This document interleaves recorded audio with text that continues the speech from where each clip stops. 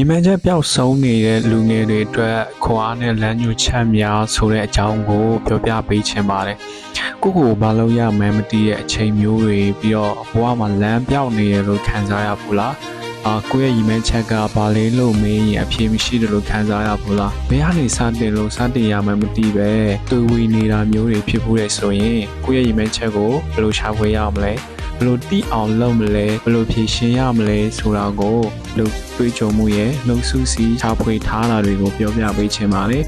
ဆိုတော့ဗီဒီယိုလေးကိုစလိုက်အောင်ပထမဆုံးအနေနဲ့တီးရမှာရီမန်းချက်ဆိုတာပါလေရီမန်းချက်ကဘဝမှာကျွန်တော်တို့လူတိုင်းရောက်ချင်ကြတဲ့ဂိုးတစ်ခုပါဒါပေမဲ့တစ်ခါလေမှာဒီဂိုးကိုမြင်နိုင်ဖို့ခက်ခဲပါတယ်ဘာကြောင့်လဲဆိုတော့ကျွန်တော်တို့ဘဝမှာဖြတ်တန်းရတဲ့စိန်ခေါ်မှုတွေစိတ်ဖိစီးမှုတွေကကျွန်တော်တို့ကိုလမ်းပြောင်းစေတတ်လို့ပါဒါပေမဲ့အသက်လုံးတော့လမ်းပြောင်းနေမှာမျိုးတော့မဟုတ်ပါဘူးလို့လည်းအရင်ကအလိုတွေဖြစ်ဖို့တယ်ငငယ်ရောက်ဆိုကိုယ့်ရဲ့ရီမန်းချက်ကဘာမှန်းလည်းမသိဘူးကိုလည်းတေချာမသိဘူးသူများတွေကိုကြည့်ပြီးအားကြတယ်ပြီးတော့သူတို့လှုပ်တာတွေကိုလိုက်လှုပ်ကြည့်တယ်ဒါပေမဲ့အစပိုင်းမှာတော့စိတ်အားထက်သန်တဲ့အခါကျတော့လုပ်ဖို့လည်းခွန်အားရှိရပြီးတော့အနည်းအကျဉ်းတော့ဖြစ်ထွန်းတယ်ဒါပေမဲ့အဲ့ဒါကကြမခံဘူးခဏလေးနဲ့ပဲပြန်ပြီးအတွေးပြောင်းသွားတယ်အဲ့အရာကိုထပ်ပြီးတော့ပြန်မလုပ်ချင်တော့ဘူးဘာလို့လဲဆိုတော့အဲ့အရာကကိုဝါသနာပါတဲ့အရာမဟုတ်ပဲအားကြမှုကြောင့်လုပ်တယ်ဆိုတာသိလာတယ်အဲ့လိုနဲ့ပဲတစ်ခုပြီးတစ်ခုကလုပ်ခဲ့ဘူးတယ်နောက်ကြတော့ဟိုဟာလည်းမဖြစ်ဒီဟာလည်းမဖြစ်မြောက်အဲ့လိုလုပ်ခဲ့ဘူးတယ်ကိုဘယ်ဟာကိုပိုပြီးစိတ်ပါတာတွေအားတန်တာတွေလည်းကိုမတီးတော့ဒါပေမဲ့နောက်ပိုင်းတီးလာတာက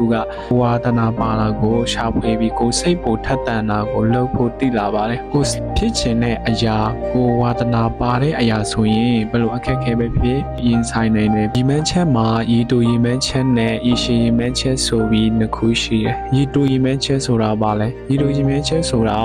လက်ရှိကျွန်တော်တို့အချိန်ကနေစပြီးလာမဲ့ရက်ပိုင်းလပိုင်းနှစ်ပိုင်းအတွင်းမှာဖြစ်မြောက်အောင်လုပ်နိုင်တဲ့အရာတွေကိုဆိုလိုတာပါဒီမန်းချက်တွေကတင်းငယ်တယ်လို့ထင်ရပေမဲ့ရရှိအတွက်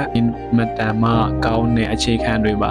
နေ့အတွင်းမိဘနဲ့တူနေပြီးကိုကြီးအလုပ်လုပ်မယ်လာမဲ့3လအတွင်း online တင်တဲ့တခုတက်မယ်လဆင်ငွေဆိုမယ်စားဖြစ်ချိန်တိုအတွင်းလှုပ်ဆောင်နိုင်တဲ့အရာတွေကိုရီတူရီမန်းချက်ဆိုပြီးတော့နားလည်နိုင်တယ်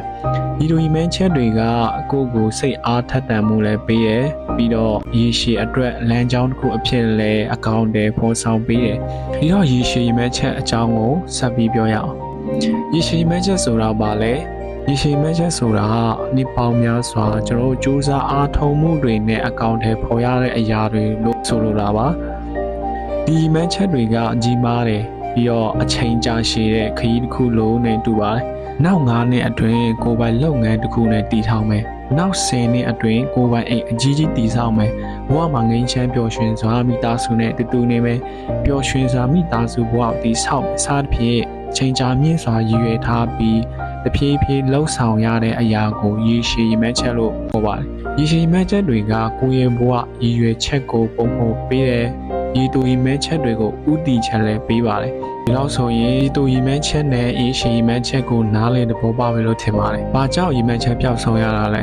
။ရီမန်းချက်ပျောက်ဆုံးရတဲ့အကြောင်းရင်းတွေကတယောက်နဲ့တယောက်မတူကြပါဘူး။တချို့ကစိတ်ဖိစီးမှုတွေကြောင့်တချို့ကမိသားစုလူမှုပတ်ဝန်းကျင်ရဲ့ဖိအားတွေကြောင့်တချို့ကျတော့ကိုယုံကြည်မှုမရှိတာကြောင့်ရီမန်းချက်တွေကပျောက်ဆုံးသွားတတ်ပါတယ်။ဒါပေမဲ့ဒီလိုအချိန်မှာကိုပြန်မေးရမှာကငါဘာကြောင့်ဒီလိုခံစားနေရတာလဲငါဘာကြောင့်ဒီလိုဖြစ်နေရတာလဲဆိုတာပါဒီမိကုန်းကကိုယ့်ရဲ့ပြဿနာရဲ့အရင်အမြစ်ကိုရှာဖွေဖို့ကူညီပေးနိုင်ပါတယ်ခါလေကျွန်တော်တို့ကကိုယ့်ရဲ့အားသာချက်တွေစွမ်းရည်တွေကိုတတိမထားမိတာကြောင့်ဒီမဲချက်တွေပျောက်ဆုံးနေတတ်ပါတယ်ဒါကြောင့်ကိုယ့်ရဲ့အားသာချက်တွေကိုပြန်လည်သုံးသပ်ဖို့လိုပါတယ်ပြီးတော့ဒီမဲချက်ကိုပြန်လည်ရှာဖွေဖို့ဘယ်လိုလုပ်မလဲဒီမန်းချက်ပြန်လည်ရှာဖွေဖို့ဆိုတာလွယ်ကူတဲ့အရာမဟုတ်ပေမဲ့မဖြစ်နိုင်ဘူးဆိုတာမျိုးလည်းမဟုတ်ပါဘူးဆိုတော့ဒီအစစ်လေးတွေနဲ့ဥဆောင်နိုင်ပါလေနံပါတ်1ကိုပြန်မေးပါငါဘာလို့ရတာကိုပျော်ရွှင်လဲငါဘယ်မှာတော်တယ်လို့ခံစားရလဲကိုယ့်ရဲ့အားသာချက်ကဘာလဲငါဘာပိုပြီးမှလေ့လာချင်လဲဆိုတာကိုပြန်မေးပါနံပါတ်2တီးခဲ့တဲ့ရီမန်းချက်တွေနဲ့စတင်ပါတပတ်ကိုစာအုပ်တော့ဖတ်မယ်ဒါမှမဟုတ် online သင်တန်းတစ်ခုတက်မယ်စသဖြင့်စတင်ကြည့်ပါနံပါတ်3အကူအညီတောင်းပါ မိသားစုတငယ်ချင်းဆရာတွေနဲ့တိုင်ပင်ပါလမ်းညွှန်မှုရယူဖို့အသိပညာရှိတဲ့သူအတွေ့အကြုံပုံများတဲ့သူကိုယ်ထက်အသက်ကြီးတဲ့သူသူတို့ရှိရတဲ့အတွေ့အကြုံတွေရယူပါသူတို့ရှိကိုတွားပါပြီးတော့သူတို့တွေနဲ့တိုင်ပင်ပါသူတို့ပြောတာတွေကိုနားထောင်ပါနံပါတ်၄အတိတ်ကိုမတွေးပဲအနာဂတ်ကိုအာရုံစိုက်ပါအတိတ်မှာကိုမလုပ်နိုင်ခဲ့တာတွေကိုပြန်မတွေးပဲအခုအနာဂတ်မှာဘာတွေလုပ်နိုင်မလဲဆိုတာကိုအာရုံစိုက်ပါအောင်မြင်သူတွေရဲ့အတွေ့အကြုံဘဝဆက်ချောင်းတွေကိုကြည့်မယ်ဆိုရင်သူတို့အားလုံးဟာလမ်းပြောက်ခဲ့မှုတဲ့အချိန်တွေရှိခဲ့ပါတယ်။ဒါပေမဲ့သူတို့ကအခက်အခဲတွေကိုကျော်လွှားပြီးရည်မှန်းချက်တွေကိုကောင်းထည့်ဖို့နိုင်ခဲ့ကြတဲ့သူတွေပါ။ Steven Jobs ကသူ့ရဲ့ကိုယ်ပိုင်ကုမ္ပဏီကနေထုတ်ပယ်ခံခဲ့ရတဲ့အချိန်မှာလမ်းပြောက်ခဲ့ပေမဲ့နောက်ပိုင်းမှာ Apple ကိုပြန်လည်တည်ထောင်နိုင်ခဲ့ပါတယ်။ပြီးတော့ကိုယ့်ရဲ့အခက်အခဲတွေကိုအားရင်ဖြင့်ပြောင်းလဲပြီးရည်မှန်းချက်တွေကိုအကောင့်နဲ့ဖော်နိုင်ပါတယ်။လူငယ်တွေအနေနဲ့ရီမန်ချက်ပျောက်ဆုံးနေတယ်ဆိုရင်စိတ်မပူပါနဲ့ဒါကလူတိုင်းဖြစ်နေကြတဲ့အရာတွေပါကိုယ့်ရဲ့အားသာချက်တွေကိုပြန်လည်သုံးသပ်ပြီးတီးငယ်တဲ့ရီမန်ချက်တွေနဲ့သင်မယ်ဆိုရင်မှန်တကယ်ဖြစ်နိုင်ပါတယ်ဘဝမှာလမ်းပြောက်တာကရှုံးနေတာမဟုတ်ပါဘူးကိုယ့်ရဲ့ခရီးကိုပြန်လည်ရှာဖွေဖို့အခွင့်အရေးတစ်ခုပါလို့ပြောချင်ပါတယ်လူငယ်သားရီမန်ချက်အကောင့်ထဲပေါ်နိုင်ကြပါစေ